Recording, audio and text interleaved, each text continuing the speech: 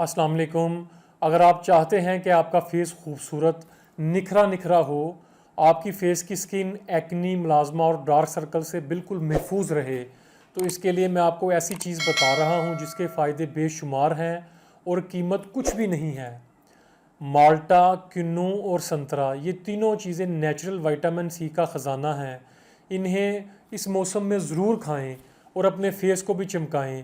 वो इस तरह के हाफ माल्टा फ्रेश जो होना चाहिए, इसके आपने सीड निकाल लेने हैं और इस छिलका और गुद्दा समेत इसको अच्छी तरह ब्लेंड करें। आप जब इसको ब्लेंड करेंगे तो एक पेस्ट सा बन जाएगा। ये पेस्ट आपने फेस पर 15 से 20 मिनट के लिए लगाना है और फिर फेस को वॉश कर लें। इंशाल्लाह विद इन 1 वीक आपकी स्किन इंतहाई सॉफ्ट, क्लियर, क्लीन और स्मूथ हो जाएगी। दाग धब्बे मद्धम पड़ जाएंगे और आप खुद महसूस करेंगे कि आपकी स्किन ब्यूटी में इजाफा हो रहा है। इस वीडियो को शेयर भी कीजिए और इसको इस्तेमाल भी कीजिए। हर्बलिस्ट अली सुलेमान को इजाज़त दीजिए। अल्लाह हाफिज़।